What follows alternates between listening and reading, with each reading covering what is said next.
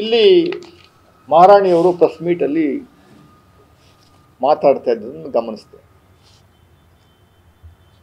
ನಮಗೆ ಯಾರೋ ಮಾಧ್ಯಮದವ್ರು ಕೇಳ್ತಾರೆ, ಕಾಂಗ್ರೆಸ್ ಸರ್ಕಾರ ಅದು ಸಿದ್ದರಾಮಯ್ಯವರು ಮುಖ್ಯಮಂತ್ರಿಗಳಾದ ಮೇಲೆ ನಿರಂತರವಾಗಿ ನಿಮಗೆ ತೊಂದರೆಗಳು ಕೊಡ್ತಾ ಇದ್ದಾರೆ, ಅವಾಗವಾಗ ತೊಂದರೆ ಕೊಡ್ತಾ ಇರುವಂಥದ್ದು ನಾವು ಕಾಣ್ತಾ ಇದ್ದೀವಿ.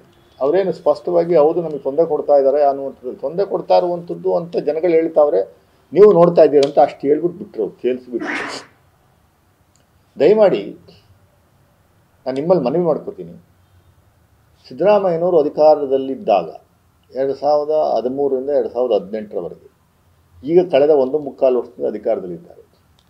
ಅರಮನೆ ವಿಚಾರ ಇರ್ಬೋದು, ಮಹಾರಾಜರ ವಿಚಾರ ಇರ್ಬೋದು, ಮಹಾರಾಣೀಸ್ ವಿಚಾರ ಇರ್ಬೋದು, ಅವ್ರ ಪ್ರಾಪರ್ಟಿ ವಿಚಾರ ಇರ್ಬೋದು, ಯಾವ ಕಾರಣಕ್ಕೂ ಯಾವ ಹಂತದಲ್ಲೂ ಸಿದ್ದರಾಮಯ್ಯನವರ ನೇತೃತ್ವದ ಸರ್ಕಾರ ಯಾವ ತೀರ್ಮಾನವನ್ನು ತೆಗೆದುಕೊಂಡಿದ್ದಿಲ್ಲ. ಅವ್ರ ವಿರುದ್ಧ ಯಾವ ತೀರ್ಮಾನವನ್ನು ತೆಗೆದುಕೊಂಡಿಲ್ಲ. ಸುಮ್ಮನೆ ಅಪಪ್ರಚಾರ, ಅಪಾದನೆ ಸಿದ್ದರಾಮಯ್ಯನವರ ಮೇಲೆ ಮಾಡ್ತಾ ಇರುವಂಥದ್ದು ಎಷ್ಟರ ಮಟ್ಟಿಗೆ ಸರಿ? ಈ ಲ್ಯಾಂಡ್ ನೀವು ಬೇಡ, ಆ ದುಡ್ಡು ನಾವು ಕೊಡೋಕ್ಕಾಗಲ್ಲ ಅಂತ ತೀರ್ಮಾನ ಆಗಿ ಅಫಿಡವಿಟ್ಟು ಈಗಾಗಲೇ ಸುಪ್ರೀಂ ಕೋರ್ಟ್ಗೆ ಸಲ್ಲಿಕೆ ಆಗಿದೆ. 20/1/2025 ಅಂದರೆ ಇವತ್ತು ತಾರೀಕು 26, 6 ದಿವಸ ಹಿಂದೆ ಸಲ್ಲಿಕೆ ಮಾಡಿದ್ದೀವಿ ನಾವು. We don't want there land ಅಂತ. ಸೊ ವೈಡ್ನಿಂಗ್ ಬೇಡ, ಕಂಜೆಸ್ಟ್ ಆದ ಜನಗಳು ಅನುಭವಿಸ್ಲಿ, ನಾವೇನು ಮಾಡೋಕ್ಕಾಗಲ್ಲ. 3011 ಕೋಟಿ, 1 ಎಕರೆಗೆ 200 ಕೋಟಿ ಎಲ್ಲಾದರೂ ಕೊಡಕ್ಕೆ ಬರುತ್ತೆ? ಒಂದು ಚದರ ಅಡಿಗೆ ಒಂದಡಿಗೆ 50 ಲಕ್ಷ ರೂಪಾಯಿ ಎಲ್ಲರೂ ನೋಡಿದ್ದೀರಾ ನೀವು? 50 ಲಕ್ಷ ರೂಪಾಯಿ, 50 ಲಕ್ಷ ರೂಪಾಯಿ ತಗೊಂಬಂದು ಒಂದಡಿ ಜಾಗದಲ್ಲಿ ಇಡೋಕ್ಕಲ್ಲ. 50 ಲಕ್ಷ ರೂಪಾಯಿ ತಗೊಂಬಂದು ಒಂದಡಿ ಜಾಗದಲ್ಲಿ ಇಡಬೇಕು ಮುಂದೆ ಅಟ್ಲೀಸ್ಟ್ ಒಂದು 2 ಅಡಿಗೆ 2 ಅಡಿ ಅದು ಬೇಕು ಅಲ್ವಾ? 50 ಲಕ್ಷ ರೂಪಾಯಿ ಹಣ, 500 ರೂಪಾಯಿ ಕಂತೆ. ಆ ಥರ ಪರಿಸ್ಥಿತಿನಲ್ಲಿ ಈ ಥರ ಜಡ್ಜ್ಮೆಂಟ್ಗಳು ಕೊಟ್ಟುಬಿಟ್ರೆ ನಾವು ಹೆಂಗೆ ಪಾಲನೆ ಮಾಡೋದು? ಎಲ್ಲರೂ ಅದನ್ನೇ ಕೇಳ್ತಾರೆ.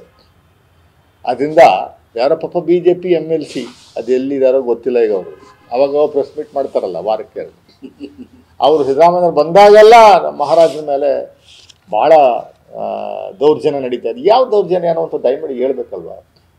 ಸಿದ್ದರಾಮಯ್ಯನವರು ಯಾವ ದೌರ್ಜನ್ಯ ಮಾಡಿದ್ದಾರೆ ಹೇಳಿ ಸ್ವಾಮಿ? ನಮಗೆ ಭಾಳ ತೊಂದರೆ ಕೊಡ್ತಾ ಇದ್ದಾರೆ ಅನ್ನುವಂಥದ್ದು ಹೇಳ್ತದೆ. ಎಲ್ಲ ಆಗಿರೋ ನಿರ್ಣಯಗಳಾಗಿರುವಂಥದ್ದು ಎಲ್ಲ ಪೂರ್ತಿ ನೀವು ನಿಮ್ಮ ಮಗ MP ಆಗಿದ್ರಲ್ಲ ಆ ಪಕ್ಷದ ಅವಧಿನಲ್ಲೇ. 1996ನೇ ಇಸ್ವಿನಲ್ಲಿ ಕಾಂಗ್ರೆಸ್ ಪಕ್ಷ ಇರಲಿಲ್ಲ, 2011ನೇ ಇಸ್ವಿನಲ್ಲಿ ಕಾಂಗ್ರೆಸ್ ಪಕ್ಷ ಇರಲಿಲ್ಲ, 2012ನೇ ಇಸ್ವಿನಲ್ಲಿ ಕಾಂಗ್ರೆಸ್ ಪಕ್ಷ ಇರಲಿಲ್ಲ, 2021ರಲ್ಲಿ ಕಾಂಗ್ರೆಸ್ ಪಕ್ಷ ಇರಲಿಲ್ಲ, 2022ರಲ್ಲಿ ಕಾಂಗ್ರೆಸ್ ಪಕ್ಷ ಇರಲಿಲ್ಲ, ಎಲ್ಲ BJP ಪಕ್ಷ ಇದ್ದಿದ್ದು. 96ರಲ್ಲಿ ಇನಿಷಿಯಲ್ ಆರ್ಡಿನೆನ್ಸ್ ಹೊರಡಿಸುತ್ತಲ್ಲ, ಅವಾಗ ಯಾರು ಸ್ವಾಮಿ? HD ಕುಮಾರಸ್ವಾಮಿಯವರು ಪಾಪ ಅವೆಲ್ಲಲ್ಲೇ ಮಾತಾಡ್ತಿರ್ತಾರೆ.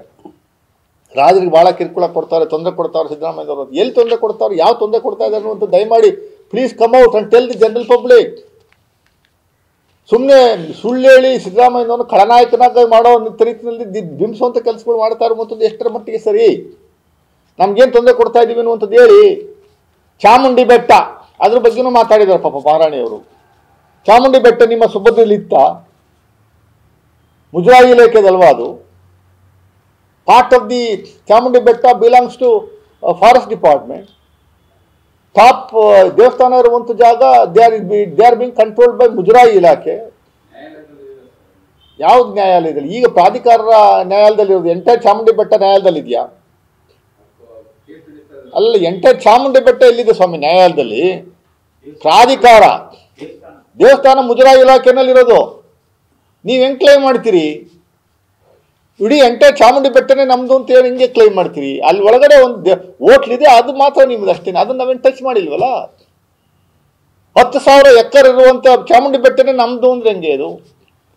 ಹೌದು, ಹಿಂದೆ ರೂಲ್ ಮಾಡಿದಿರಿ, ಇಡೀ ಮೈಸೂರು ಸಾಮ್ರಾಜ್ಯ ನಿಮ್ದಾಗಿತ್ತು, ರೂಲರ್ ಅಷ್ಟೇನೆ ಅಲ್ವೇ?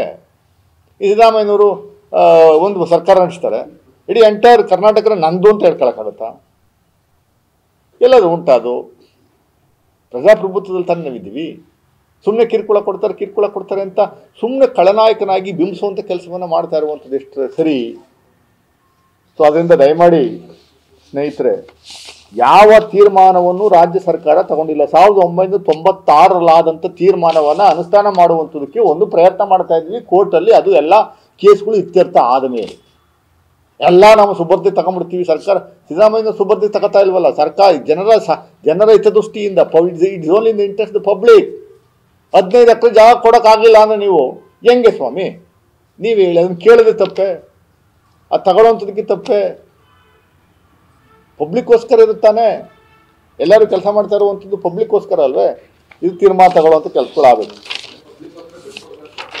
ಹೌದು, ಪಬ್ಲಿಕ್ ಯೂಸ್ಗೋಸ್ಕರ, ನಮಗೋಸ್ಕರ ಕೇಳ್ತಾ ಇಲ್ಲ ನಾವು. 2 ಕಡೆ traffic jam, traffic neck, bottle neck ಹೆಂಗಿದೆ ಅನ್ನುವಂಥದ್ದು ಗೊತ್ತಲ್ವ ನಿಮಗೆ? ಬಳ್ಳಾರಿ ರೋಡು ಮತ್ತು ಜಯಮಾಲ್ ರೋಡು. ಸ್ವಲ್ಪ ಜಾಗ ಬಿಟ್ಕೊಡಿ, ಸಮಸ್ಯೆ ಏನು?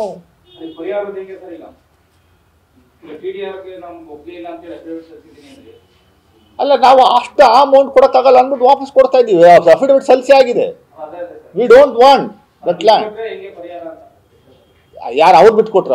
ಅದೇ ಅವ್ರು ಅದನ್ನ ಕೇಳ್ತಾರೆ. 3,011 ಕೋಟಿ ಕೊಡಿ ಕೇಳ್ತಾವ್ರೆ. ಎಲ್ಲಿ ಕೊಡೋಣ ನಾವು? 3,011 ಕೋಟಿ ಕೊಡೋಕ್ಕಾಗಲ್ಲ. ಸರ್ಕಾರ ಎಲ್ಲಿ ಕೊಡೋಕೆ ಬರುತ್ತೆ? ಪಬ್ಲಿಕ್ ಮನಿ ಅಲ್ವೇ ಅದು? ಯಾವುದು 2 ರಸ್ತೆ ವೈಡ್ನಿಂಗ್ಗೆ 3,011 ಕೋಟಿ ಕೊಡೋಕ್ಕಾಗ್ತದ? ಎಲ್ಲಾದ್ರೂ ಉಂಟಾ? 1 ಎಕರೆಗೆ 200 ಕೋಟಿ ಇದೆಯಾ? ಅದು ಬೆಲೆ ಇದೆಯಾ ಅಲ್ಲಿ? ಏನು ಚಿನ್ನನ ಅದು? ಚಿನ್ನಕ್ಕೂ ಬೆಲೆ ಇಲ್ವಲ್ಲ ಸ್ವಾಮಿ ಅಷ್ಟು? 4 ಎಕರೆಗೆ ಮಾತ್ರ TDR ಕೊಡುವಂಥದಕ್ಕೆ ನಾವು ಅಫಿಡವಿಟ್ ಹಾಕಿದ್ದೀವಿ. ಇಲ್ಲ, ನಮಗೆ ಬೇಡ ಅಂತ ವಾಪಸ್ ಹಾಕಿದ್ದೀವಿ. ಆ ಜಾಗನೇ ಬೇಡ ಅಂತ.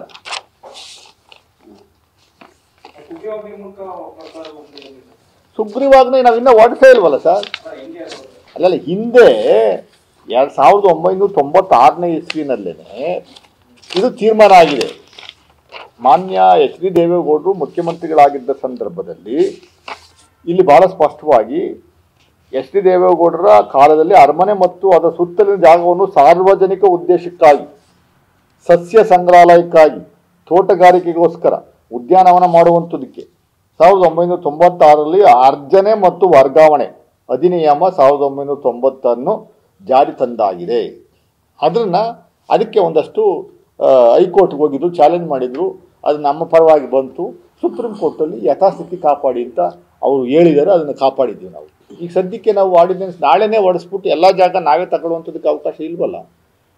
The matter is there before the supreme court of India. Supreme court we will definitely try influence and pursue to get stay vacated. ಆಮೇಲೆ ನಾವು ಯೋಚನೆ ಮಾಡುವಂಥ ಕೆಲಸವನ್ನು ಮಾಡ್ತೀವಿ. ಎರಡನೇದು ಎಲ್ಲಿ ಸರ್? ಗೈಡೆನ್ಸ್ ವ್ಯಾಲ್ಯೂನಾ? ಗೈಡೆನ್ಸ್ ವ್ಯಾಲ್ಯೂ 11 ಕೋಟಿ. 1996ನೇ ಇಸ್ವಿನಲ್ಲಿ ಆದಂಥ ಗೈಡೆನ್ಸ್ ವ್ಯಾಲ್ಯೂ ನಿಯಮ ಆವಾಗ ಬಂದಿದ್ದಂಥದ್ದು 11 ಕೋಟಿ ಕೊಡುವಂಥದ್ದಕ್ಕೆ ನಾವು ರೆಡಿ ಇದ್ವಿ. 15 ಎಕರೆ. ಹೌದು, ಅಲ್ಲ, 15 ಎಕರೆ 39 ಕುಂಟೆಗೆ. 15 ಎಕರೆ 39 ಕುಂಟೆಗೆ 11 ಕೋಟಿ. ಅದನ್ನು ಕೊಡುವಂಥದ್ದಕ್ಕೆ ನಾವು ರೆಡಿ ಇದ್ದೀವಿ. ಯಾಕಂದ್ರೆ 96ರಲ್ಲೇ ಅದು ಜಾರಿಯಾಗಿದೆ. ಅವತ್ತಿನ ಗೈಡೆನ್ಸ್ ವ್ಯಾಲ್ಯೂ ತಗೋಬೇಕು, ಇವತ್ತಿನ ಗೈಡೆನ್ಸ್ ವ್ಯಾಲ್ಯೂ ಅಲ್ಲ. ಇವತ್ತಿನ ಗೈಡೆನ್ಸ್ ವ್ಯಾಲ್ಯೂ 66 ಕೋಟಿ ಇದೆ. ಅಲ್ಲ, ಅದು ನಮಗೆ ಬೇಡ ಅಂತ ಈಗ ಹಾಕ್ಬಿಟ್ಟಿದ್ದೀವಲ್ಲ, ನಾವು ಅಫಿಡವಿಟ್ ಕೊಟ್ಟಿದ್ದೀವಲ್ಲ, ಅದಕ್ಕೆ ಅವ್ರು ರೆಡಿ ಇಲ್ವಲ್ಲ. ನಾವು ರೆಡಿ ಇದ್ದೀವಿ, ಅವ್ರು ರೆಡಿ ಇರ್ಬೇಕಲ್ಲ.